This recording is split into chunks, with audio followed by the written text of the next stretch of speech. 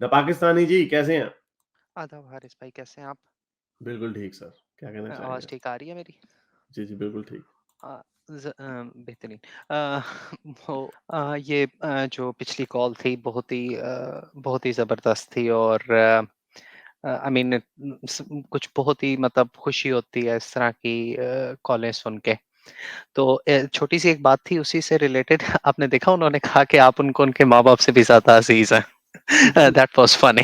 वो यहूदा ने सारा वाली बात आ गई। नहीं, वो मेरे ज़हन में पॉइंट मैं देना उसमें मैं कहने लगा था कि उसका एक लॉजिकल जवाब ये है कि रसूल अल्लाह को जिन्होंने पाला-पोसा, उनके दादा ने, फिर उनके चचा ने, रसूल अल्लाह ने तो उनको लिफ्ट नहीं कराई। तो ये तो आइडियाज़ की बात होती है। और जितने उमर, अबू बकर, इन सारों ने अपने बाप-दादाओं के मज़हब को छोड़ दिया था। सो व्हाई शुड यू, अगर आपकी अक्ल नहीं एक चीज़ को मान रही, तो उसमें ये क्या ऐसे इनको जी वास्ते देने हैं, मैंने तो ये पाला-पोसा है इसलिए मेरी बात मान जाओ तुम। ये तो ऐसे ही बचकाना बातें हैं। और दूसरा हारिस भाई एक बहुत ही ज़्यादा इलॉजिकल लगती है कि एक इंसान जिसको आपने कभी देखा नहीं है, जिसकी आपने कभी बात नहीं सुनी, वो आप ये दावा करें कि वो आपको आपके माँ-बाप से भी जो है वो ज़्यादा अज़ीज़ है। मेरा नहीं ख़्याल इस बात की किसी भी तरह कोई सेंस जो है वो बनती है। आज जो बात करने आया था मैं उसके लिए मैंने एक लिंक शेयर किया है प्राइवेट चैट में आपको नज़र आ रहा है? नहीं तो मैं दोबारा शेयर करूँ?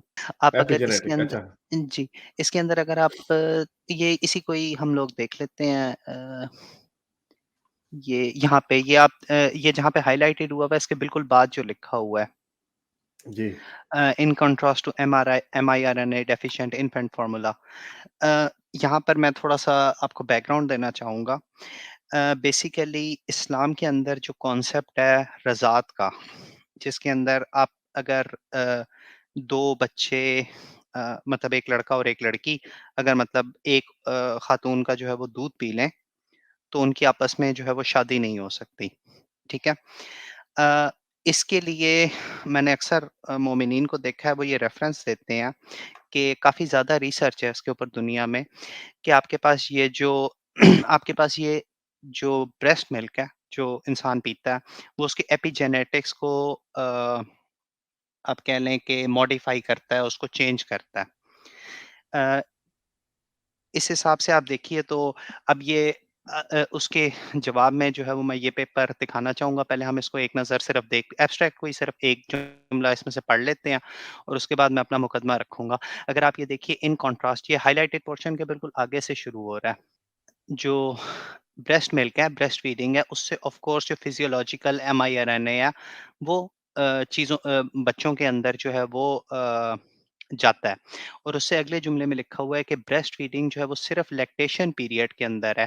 Continued consumptions of cow's milk I mean cow की जगह यहाँ पे बफ़लो भी हो सकती है या मतलब कोई और जानवर जिसका इंसान दूध पीते हैं। Results in persistent epigenetic upregulation of genes critically involved in the development of diseases of civilization such as diabetes, neurodegeneration and cancer. यानी कि जो बेसिकली मैं जो सादा सा मुकदमा रखना चाहता हूँ आपके सामने, वो ये है कि जब बात ये की जाती है कि ब्रेस्ट फीडिंग से एपिजेनेटिक्स इंसान के मुतासिर होते हैं और उस वजह से 2 रज़ाई भाई-बहनों की शादी नहीं की जा सकती आपस में। अगर आप इसी मंतक को थोड़ा-सा आगे लेकर चलें तो यहाँ पर लिखा हुआ है कि ब्रेस्ट फीडिंग तो सिर्फ़ लैक्टेशन पीरियड में होती है। कंटीन्यूअस कंज़म्पशन जब आप किसी जानवर के दूध की करते हैं, तो वो मुसलसल हमारे एपिजेनेटिक को की रेगुलेशन कर रहा होता है, हमारे जीन्स को वो चेंज कर रहा होता है हल्का-फुल्का, ज़्यादा नहीं, हल्का-फुल्का। तो इस मंतक के तहत अगर 2 बच्चों ने सेम भैंस का दूध भी पिया फॉर एग्ज़ाम्पल, तो उनकी भी आपस में शादी नहीं होनी चाहिए। लेकिन ऑफ़ कोर्स जो हुँ।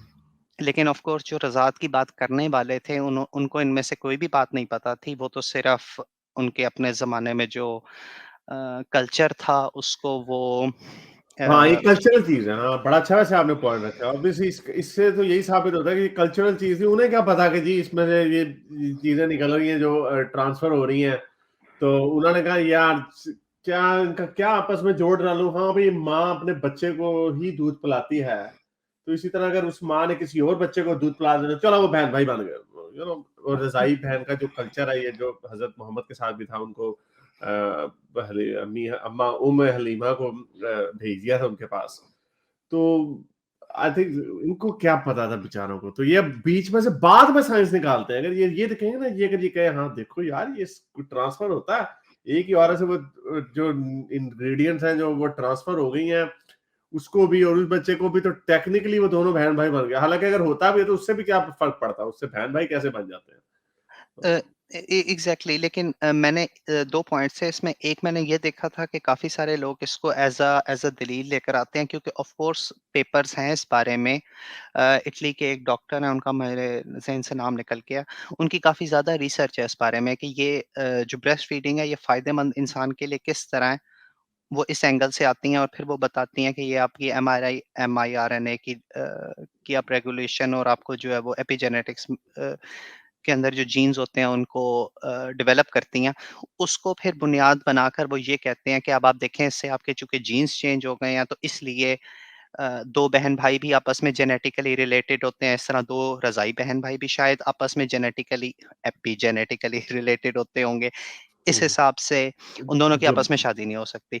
और उसके जवाब में ये वाला पेपर है जो आपको ये बताता है कि बफलो में जानवरों का दूसरे मिल्क, बफ़लो के से भी यही आपके अंदर इफ़ेक्ट आते हैं, बल्कि इसमें लिखा हुआ है कि ज़्यादा इफ़ेक्ट्स आते हैं। तो इस तरह तो पूरा मोहल्ला बहन भाई बन एग्ज़ैक्टली जाएगा। इस तरह तो पूरा गाँव में, मतलब मेरा ख़्याल है पूरे गाँव में 5-6 भैंसें होती होंगी और पूरा गाँव से हाँ, दूध पी रहा है तो सारा गांव आपस में बहन भाई बन गया, फिर उनकी शादियां हो रही है। तौबा तौबा तौबा तौबा तौबा। ये अस्तग़फिरुल्लाह। क्या झाड़ हम झाड़ अच्छे अ तरीके से पकड़ के लाया। रज़ाई बहन भाई। या, So, that was the only thing I wanted to say. Hmm? चले, बहुत Thank you शुक्रिया so sir. much. Thank you, Bye bye. Thank you. मेरे इस नेक काम को जारी रखने के लिए मुझे पेपैल या पेट्रियन पे जरूर सपोर्ट कीजिए, ताकि मैं अपना पैगाम ज़्यादा से ज़्यादा लोगों तक पहुंचा सकूं।